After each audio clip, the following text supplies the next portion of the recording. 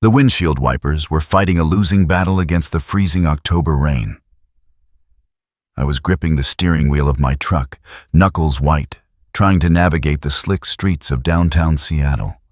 The gray sky pressed down on the city, matching the heavy feeling in my chest that had been there for months. I told myself I was just driving to the hardware store, just a normal Tuesday errands run. But fate has a way of putting you exactly where you need to be, even when you don't want to be there. I stopped at a red light on 4th Avenue, the heater blasting against the damp chill seeping through the windows. That's when I saw the figure on the corner. A woman, wrapped in a soaked, oversized coat that looked like it had been pulled from a dumpster. She was holding a cardboard sign that was dissolving in the rain, and clinging to her chest was a bundle wrapped in plastic trash bags. Most people looked away. That's what we do in the city. We pretend not to see the suffering. But something about the way she stood, the tilt of her head, sent a jolt of electricity down my spine. She turned slightly to shield the bundle from a passing bus's spray, and I saw her profile, my breath caught in my throat. It couldn't be. My daughter, Eliana, was supposed to be in a luxury condo in Bellevue, living the perfect life with her successful husband. But as I stared, the woman looked up, her eyes hollow and dark. It was Eliana, and she looked like she was dying. Before we continue this story, I need to know who is riding shotgun with me on this journey. Let me know in the comments where you are watching from right now. And if you want to see how a father fights back when the world tries to break his child, please like this video, share it, and subscribe to the channel. I want to know who is standing with us. I didn't bother checking traffic. I threw the truck into park right there in the turn lane and jumped out into the deluge. Horns blared behind me, angry and impatient. But the sounds seemed miles away. All I could hear was the blood rushing in my ears. I ran toward her, splashing through icy puddles. "Eliana!" I screamed her name, my voice cracking. She flinched violently, stepping back toward the brick wall of the bank building as if I were about to strike her. She looked at me with zero recognition at first, just pure, animalistic fear. Then, clarity broke through the exhaustion on her face. "Dad?" she whispered. Her lips were blue. "Dad, no. You have to leave. They're watching." "Who is watching?" I reached for her, but she recoiled. "Please go. If they see you, they'll hurt us. They said they'd hurt you." She was scanning the street, her eyes darting frantically to the parked cars across the intersection. "I am not leaving you on this corner," I growled, grabbing her arm gently but firmly. The bundle against her chest shifted, and a tiny cry erupted from beneath the plastic. My granddaughter, Daisy. "Get in the truck, now." She hesitated, trembling so hard her teeth chattered audibly. "They'll take her away, Dad." "You don't understand." "Let them try," I said, pulling her toward the passenger side. I practically lifted her into the seat. She was light, dangerously light, like a bird made of hollow bones. I slammed the door, shutting out the rain and the city, and scrambled back into the driver's seat. I locked the doors immediately. The silence inside the cab was heavy, broken only by the rhythmic thrum of the engine and the heater fan. Eliana was curled into a ball against the door, clutching Daisy so tight her knuckles were white.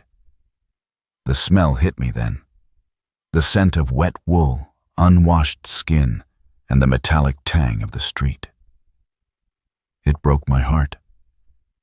I pulled away from the curb, ignoring the angry gestures from other drivers. I drove aimlessly for the first few minutes, just needing to put distance between us and that corner. My mind was racing, trying to piece together a puzzle that made no sense. 6 months ago, I had visited them. I had seen the marble countertops, the expensive cars, the nursery filled with designer toys. "Where is Preston?" I asked, my voice low. I was afraid if I spoke too loud, she would shatter. "Where is your husband, Eliana?" She flinched at his name. She squeezed her eyes shut, tears leaking out to mix with the rainwater on her dirty cheeks. "He's at the house," she whispered. "Does he know you're out here? Does he know his wife and child are begging in the rain?" She let out a sound that was half laugh, half sob. "He knows, Dad. He dropped us off." The truck swerved slightly as my hands seized on the wheel. I corrected the course, staring straight ahead, feeling a cold, dark rage beginning to form in the pit of my stomach. "He what?" "He dropped us off," she repeated, her voice dead. "Shift starts at 8 a.m. If I don't make $50 by sunset, we don't get let back inside." I didn't ask another question. I couldn't. If she told me one more thing right then, I would have turned the truck around and done something that would have put me in prison for the rest of my life. And I couldn't help her from a jail cell. I needed to get them safe. I didn't go to my house. That would be the first place anyone looked. Instead, I drove north, heading toward a small fishing cabin I owned near the Snohomish River. It wasn't much, just a dry roof and a wood stove. But it was off the grid, and nobody knew about it except me. When we arrived, the rain had turned into a soft drizzle. I hustled them inside and got a fire going in the cast-iron stove. I found some old blankets and heated up a can of soup on the burner.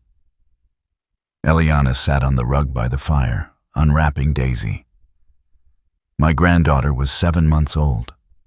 She looked pale, her skin slightly rashy, but she was alive. She guzzled the warm water I offered in a clean cup. Eliana ate the soup with shaking hands, shoveling it in like she hadn't seen food in days. I watched them from the kitchen table, the darkness outside the window pressing against the glass. I was 70 years old. I had a bad hip and high blood pressure. But as I watched my daughter tremble, I felt 20 years younger and ready for war. Once the food settled in her stomach and Daisy had fallen asleep on the makeshift bed of cushions, Eliana finally looked at me. The firelight danced across her face, highlighting the hollows under her cheekbones. "I'm sorry, Dad," she whispered. "I'm so sorry I didn't call." "Stop," I said gently. "Just tell me how. How did it go from the country club to the street corner?" She took a deep breath. "It started right after Daisy was born. Preston changed. Or maybe he just stopped pretending. His mother, Lydia, moved in to help with the baby. Suddenly nothing I did was right. I was too emotional, too tired, too unstable." She picked at a loose thread on the blanket. "They stopped letting me sleep. Preston would wake me up every hour, claiming Daisy was crying when she wasn't. They wore me down, Dad, psychologically. They made me feel like I was losing my mind. It's easy to judge when you're on the outside looking in. We like to think we're smart, that we'd never let someone manipulate us like that. But abuse isn't always a bruise on the face. Sometimes it's a whisper in the dark that steals your sanity. If you are watching this, and you know someone is hurting, or if you've been through the darkness yourself, you know how hard it is to ask for help. Don't just scroll past. Hitting that subscribe button tells YouTube to show this story to more people, people who might need to hear that they aren't alone. It's a small click for you, but it could be a lifeline for someone else. Then came the paperwork, Eliana continued, her voice gaining a little strength. About 3 weeks postpartum, I was on heavy medication for the infection I got after the C-section. Preston came in with a stack of documents. He said it was for a trust fund for Daisy. He said he needed to secure her future in case anything happened to him. I closed my eyes, knowing what was coming. "You signed it." "I signed everything," she wept. "I trusted him. He's my husband. He told me he loved me while he handed me the pen. But it wasn't a trust fund. It was a transfer of assets. I signed over my rights to the inheritance Mom left me. I signed over the deed to the condo, which was in my name. I even signed a sweeping power of attorney." "The money?" I asked, feeling sick. "The $650,000? Gone," she said. "Moved into an offshore account under Lydia's name within 48 hours. They stripped me clean, Dad. And once they had the money, they didn't need the wife anymore." The fire popped, sending a spark against the screen. "So they kicked you out?" I asked. "Not immediately," she said. "That would look bad. Preston cares about his image. He's running for city council next year, remember? He couldn't just divorce a new mother. He needed me to leave. He needed me to look like the problem. So they locked me out during the day," she explained. "At first it was just for an hour, then all afternoon. Then they started driving me to different parts of the city. Preston's brother, Caleb, would drop me off in the worst neighborhoods. They took my phone, my wallet, my keys. They gave me that cardboard sign." "Why?" I slammed my hand on the table. "Why make you beg if they already stole the money?" "To build a case," she said, her eyes wide with the horror of it. "They took photos of me. They filmed me looking disheveled and begging. They were building a portfolio of evidence to prove I was mentally unstable and unfit to be a mother. They wanted full custody of Daisy, Dad. They wanted to take her and erase me completely. The cruelty was so calculated it left me breathless. It wasn't just greed, it was sadism. They wanted to destroy her credibility so thoroughly that no one would believe her when she screamed for help." "I tried to run once," Eliana said, her voice dropping to a whisper.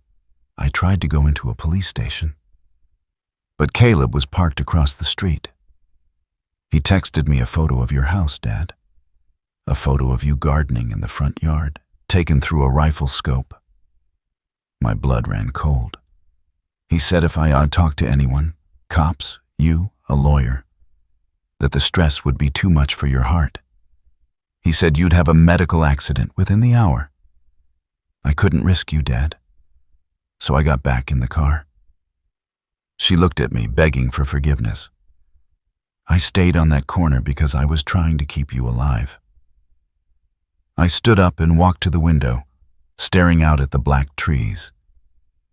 I had spent my life trying to protect her, and in the end, she had endured hell to protect me. The guilt was a heavy stone in my gut. "You're safe now," I said, turning back to her. "But we can't stay here forever. Preston isn't going to just let his unstable wife disappear with the leverage he needs for court." "He'll find us," she said, panic rising again. "Preston has connections. He knows people in the police department. He knows private investigators." "Let him come," I said, though I felt less confident than I sounded. "I'm not the same man I was 10 years ago, Eliana. I don't have much to lose anymore except you and that baby. And a man with nothing to lose is dangerous." I checked the locks on the cabin door again. I had an old shotgun above the mantel, dusty and unused for years. I took it down and checked the chamber. Empty. I went to the drawer where I kept the shells. We stayed at the cabin for 2 days. I let Eliana sleep for 18 hours straight while I watched Daisy. It was the first time I had really held my granddaughter. She had Eliana's nose and my late wife's chin. She was perfect. On the 3rd morning, the rain had stopped. The silence of the woods was peaceful until the sound of gravel crunching under tires broke it. I moved Eliana and Daisy into the back bedroom and told them to be silent. I grabbed the shotgun, keeping it out of sight but within reach, and opened the front door. A black SUV was idling in the driveway. The window rolled down, and Caleb, Preston's younger brother, smiled out at me. He was wearing sunglasses, even though it was overcast. "Good morning, William," he called out, his voice slick like oil. "Lovely spot you have here. Little damp for a family reunion, though." "Get off my property," I said calmly. Now. No need for hostility. We're just worried about Eliana. She's having a breakdown, you know. Postpartum psychosis. Very tragic. We just want to bring her home to the doctors." "She's not here," I lied. Caleb laughed, opening the car door and stepping out. He was a big man, younger and stronger than me. "Don't insult my intelligence, old man. We tracked your truck's GPS. Now send her out and nobody gets hurt. You don't want to have a heart attack out here in the middle of nowhere." He took a step toward the porch. I raised the shotgun. I didn't aim it at him, just held it across my chest. I said, "Get off my property." Caleb stopped. He looked at the gun, then at me. He sneered. "You think you can protect her? Preston has already filed the missing persons report. The police are looking for a kidnapping suspect." "That's you, William." He got back in the car. "We'll be back with the badge-wearing friends. Enjoy the quiet while it lasts." He reversed down the drive and sped away. My hands were shaking so bad I almost dropped the gun. We couldn't stay. The clock was ticking. We left 10 minutes later, taking back roads to avoid the highways. I knew we couldn't run forever. If they had the police involved, we would be stopped eventually. We needed to stop playing defense and start playing offense. I drove us to the city, but not to hide. I drove straight to the office of an old friend. Adrian Vance wasn't a fancy corporate lawyer. He was a shark who specialized in fraud and difficult divorces. He owed me a favor from 20 years ago when I pulled him out of a burning car wreck. We walked into his office, looking like refugees. Adrian took one look at Eliana and buzzed his secretary. "Cancel my afternoon and get me coffee, a lot of it." We sat in his leather chairs and told him everything. When Eliana finished explaining the forced begging and the financial theft, Adrian didn't look shocked. He looked angry. "It's a classic setup," Adrian said, pacing the room. "Gaslight the mother, steal the assets, frame her for incompetence, get full custody. It's evil, but it's effective. The problem is proof.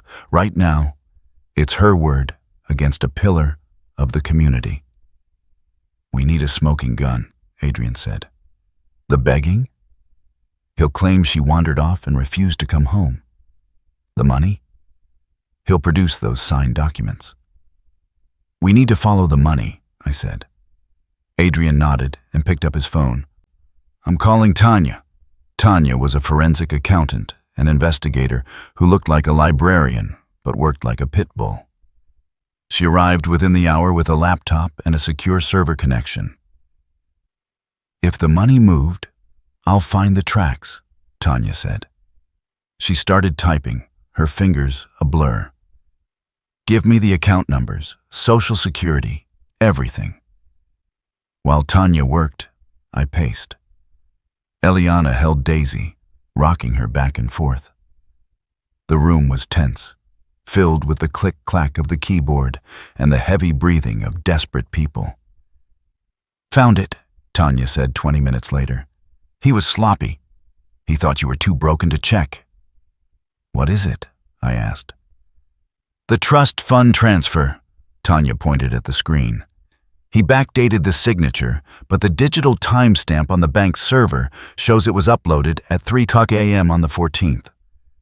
That was while you were still in the hospital, Eliana. And the notary stamp? It belongs to a woman who died 3 years ago. Forgery, Adrian said, a grin spreading across his face. That voids the documents. There's more, Tanya said, her face grim. I pulled his text logs. He didn't scrub his cloud backup. Look at this thread with Caleb. She turned the screen. It was a text from Preston to his brother. Make sure she stays on the corner until at least 6 p.m. We need the lighting to be bad for the video, so she looks worse. If she tries to leave, remind her about her dad's heart condition.